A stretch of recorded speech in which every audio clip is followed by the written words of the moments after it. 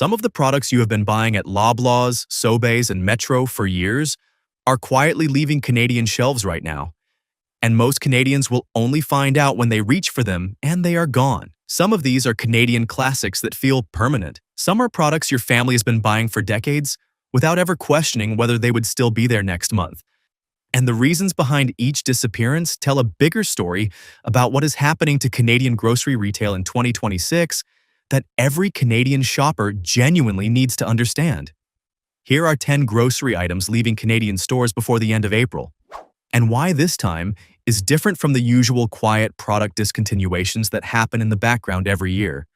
Before the list, you can understand the full picture of what is actually driving this.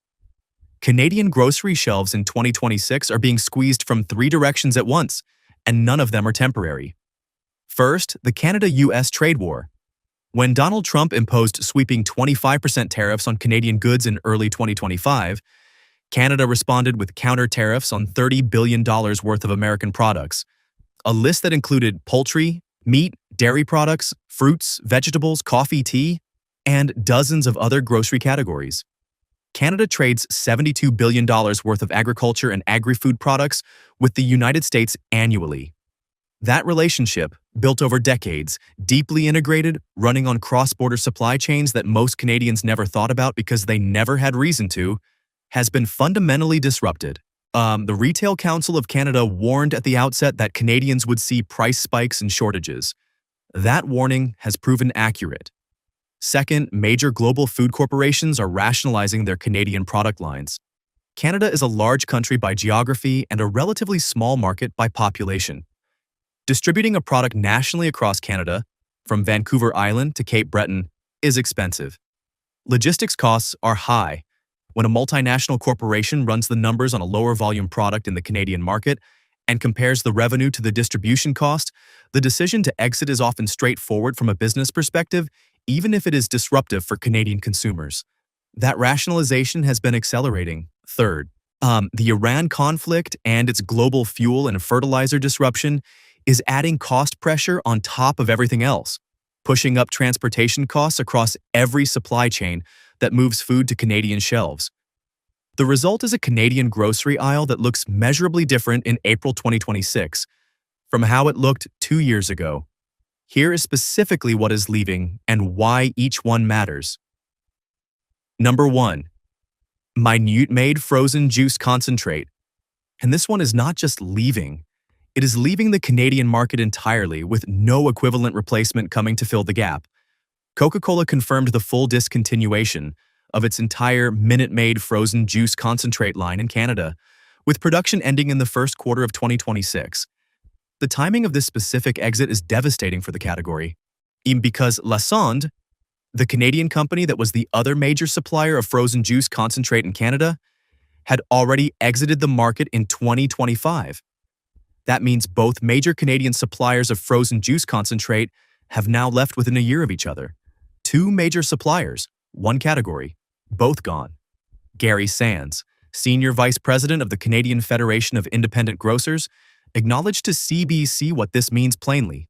When 2 major suppliers exit the same category within months of each other, the category effectively does not exist anymore in the Canadian market.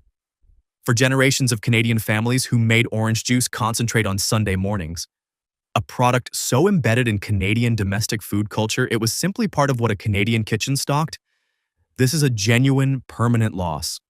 Coca-Cola's spokesperson described the move as being in response to shifting consumer preferences.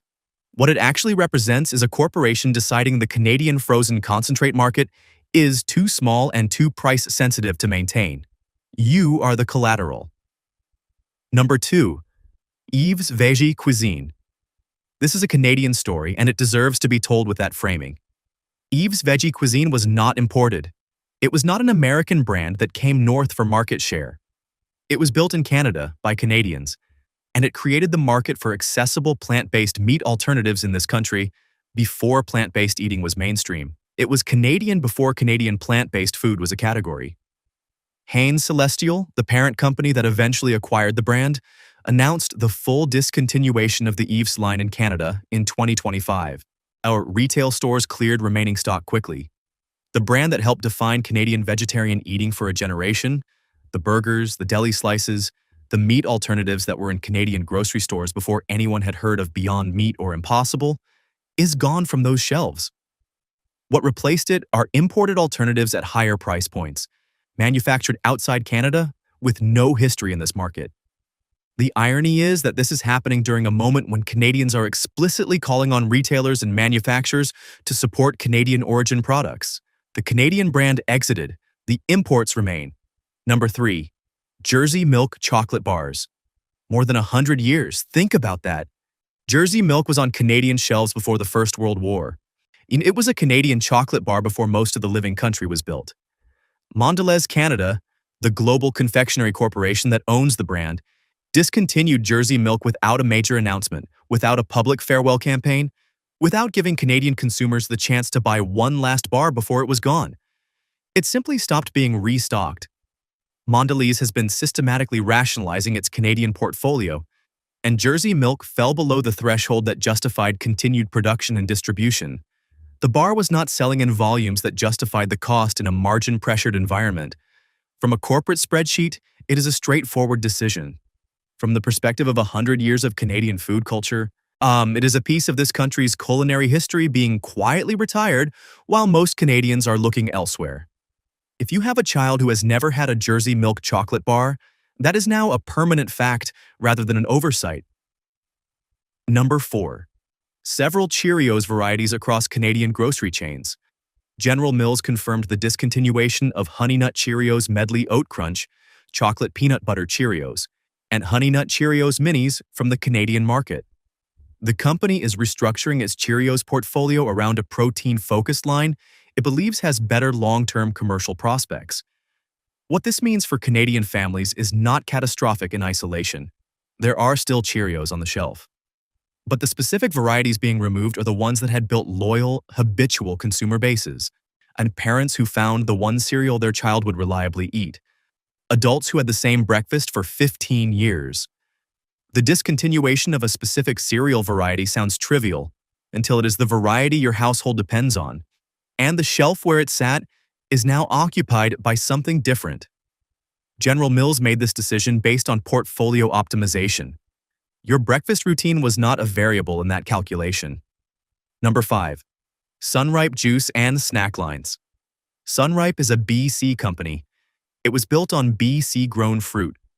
Its products, the fruit bars, the juice beverages, the snack formats that Canadian parents have been putting in lunchboxes for decades, were genuinely Canadian in origin and production in a way that matters right now, during a trade war that has Canadians specifically trying to redirect their spending toward domestic products. And yet, several Sunripe product lines are being discontinued or have had availability reduced to the point where they are functionally gone from major chain grocery stores across the country. The brand continues in a slimmer form, but the full range of Sunripe products that defined the brand for 2 generations of Canadian families is not there anymore. In any other moment, this would be a business story about portfolio rationalization. In April 2026, when Canadian consumers are actively trying to buy Canadian, losing accessible Canadian origin products is a specific kind of harm that goes beyond the inconvenience of finding an alternative brand. Number 6. In American alcohol products, and this discontinuation is different from all the others because it was deliberate, political, and completely visible. The LCBO in Ontario removed all American alcohol from its shelves and halted orders for restaurants and retailers. The Nova Scotia Liquor Corporation did the same. British Columbia reviewed its procurement policies. These are not market decisions driven by corporate spreadsheets. These are retaliatory policy choices made by provincial governments as a direct response to Trump's tariffs on Canadian goods. The message is clear. If American trade policy treats Canadian products as hostile, Canadian institutions will treat American products as unavailable. For the millions of Canadians who drank American bourbon, American whiskey, i.e. American wine regularly, who had a bottle on the shelf that they considered part of their normal household, those products are not available through legal provincial retail channels. The trade dispute that created this situation is moving through SUSMA review, scheduled for July 2026. Until there is resolution, the American wine you brought to dinner parties and the bourbon that sat on your kitchen shelf are gone from official shelves. The policy is explicit. The timeline is uncertain. If this list is already prompting you to check what is missing from your regular shop, subscribe to this channel right now. We cover the real Canadian consumer story as it is happening, not 2 weeks after it is too late to act on. There is more coming, and you want to be here for it. Number 7. U.S. origin orange juice at accessible price points. This one is the Canada-U.S. trade war made visible in a product that millions of Canadian households buy every single week. Canada's counter tariffs on American goods include U.S. manufactured orange juice. When a 25% tariff is applied to a product like Tropicana, the retail price adjusts to reflect the new cost structure. CBC's own price comparison documented this precisely. Tropicana pulp-free orange juice was priced at $8.72 on Loblaws, compared to $5 for a Canadian-prepared President's Choice equivalent. That is not a marginal difference for Canadian families with fixed grocery budgets, and statistics, Canada found that only 24% of Canadians found it easy to meet their financial needs in spring 2025, down from nearly 48% 4 years earlier. A price increase from $5 to nearly $9 on a weekly staple is not an abstraction. It is a real household budget decision. The familiar American brands have not been discontinued. They have been priced out of reach for a significant portion of the Canadian households that were buying them regularly, which is functionally the same outcome. Add to this the permanent loss of frozen juice concentrate from both major Canadian suppliers, and the result is a juice category in Canada that looks fundamentally different in April 2026 than it did 18 months ago. Less choice, higher prices, and entire formats simply gone from shelves. Number 8. Select President's Choice and no-name legacy products. Loblaw Companies operates under 22 different banners across Canada. President's Choice, No Name, Real Canadian Superstore, No Frills, Shoppers Drug Mart, and more. It is the largest food retailer in the country, and it has been quietly rationalizing its private label portfolio, removing classic, no-name and legacy President's Choice products that have been on Canadian shelves for decades and replacing them with reformulated or repositioned alternatives, or simply leaving the shelf space for other products. The removals are not announced. There is no campaign, no send-off, no communication to loyal customers. The product is simply not restocked. You reach for it, it is not there, and the space where it was is occupied by something you do not recognize. If for Canadian households that have used specific no-name products as budget staples for years, families who built their weekly shop around the price points that the no-name range reliably provided, these quiet removals are a specific kind of disruption that falls hardest on the households least able to absorb price increases on their alternatives. Food prices rose 3.8% year-over-year in April 2025, according to Statistics Canada.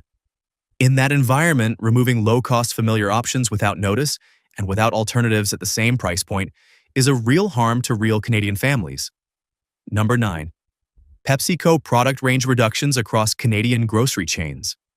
PepsiCo announced a plan to discontinue approximately 20% of its global product portfolio before early 2027, and be as part of an agreement with a major activist investor pushing for operational simplification. The first wave of cuts ran through 2025. Pepsi Peach, Mountain Dew caffeine-free, and other flavors left Canadian and American shelves simultaneously.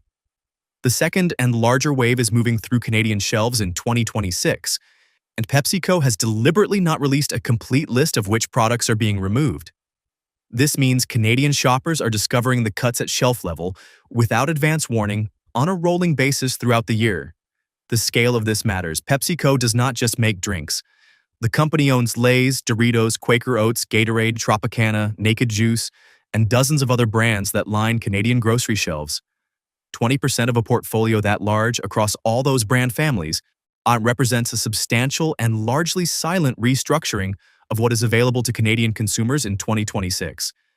You will notice the gaps before you see any announcement. Number 10.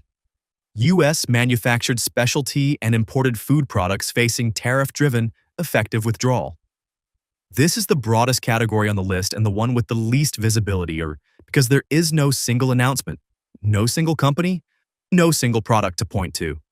When Canada's counter tariffs applied a 25% levy to U.S. manufactured specialty products, the American brand hot sauces, the specific imported cereals, the U.S. manufactured condiments and snack foods that had built loyal niche followings in the Canadian market, the economics of continuing to import and distribute many of them stopped making sense. The importer either absorbs a significant loss, raises the price to a level that destroys demand, or stops bringing the product into Canada. In most cases, the decision is to stop. What follows is not a recall, not an announcement, not a press release. It is just empty shelf space. A product that was there last month is not there this month. A specialty item you ordered online from a Canadian distributor is now listed as unavailable. A brand you discovered and liked and bought regularly simply stops appearing in the system. The Retail Council of Canada warned this pattern would emerge. RBC Economics documented that food companies and retailers reported losses in the first quarter of 2025 as a direct result of the tariff wars. The CUSMA review scheduled for July 2026 may change some of this, or it may not. The trade relationship Prime Minister Carney described as entering a new world order does not lend itself to confident timelines. Here is what connects all 10 of these departures. They are all happening quietly without prominent public announcement, in a way specifically designed to minimize consumer awareness. The frozen juice concentrate exit was confirmed in response to media inquiry, not proactively communicated to the millions of Canadian families who buy it weekly. The Eves and Jersey milk discontinuations were discovered by consumers at the shelf. The Loblaws product rationalizations are happening in the background, while the company's public communications emphasize new product launches. The PepsiCo cuts are being rolled out without a master list. The tariff-driven product withdrawals are simply absent. Present one week, gone the next, with no explanation on the shelf or in any retailer communication. This is not accidental. Every one of these companies and retailers understands that when consumers know about a discontinuation in advance, they stock up on remaining inventory, which creates visible scarcity, which attracts media attention, which attracts regulatory and competitive scrutiny. The quiet removal is a deliberate communication strategy, which is precisely why knowing about it before the shelf is empty matters. The action here does not require panic or clearing shelves. It requires three things. First, identify which items on this list your household actually depends on, and act on the perishable decisions this week, particularly the discontinued products where stock is finite and dwindling. Second, build the substitute habit now rather than at the moment of discovery when the shelf is already empty and you are making a rushed decision under pressure. Third, keep an eye on the broader pattern. The 10 items on this list are not the last products that will quietly leave Canadian shelves in 2026. The trade war is not resolved. The corporate rationalization trend is not reversing. The supply chain pressures from the Iran conflict have not eased. The grocery aisle you are shopping in today is not a stable environment. Being an informed consumer in that environment is not optional anymore. It is the only way to stay ahead of the changes. Subscribe to this channel right now for more Canadian consumer and grocery coverage that gives you the real picture before it shows up as an empty shelf. Share this with someone in your household who does the weekly grocery run and has not yet connected these disappearances to the larger pattern driving them. And tell us in the comments, which of these 10 items are you already missing at your local store and what have you switched to? We read every comment. See you in the next one.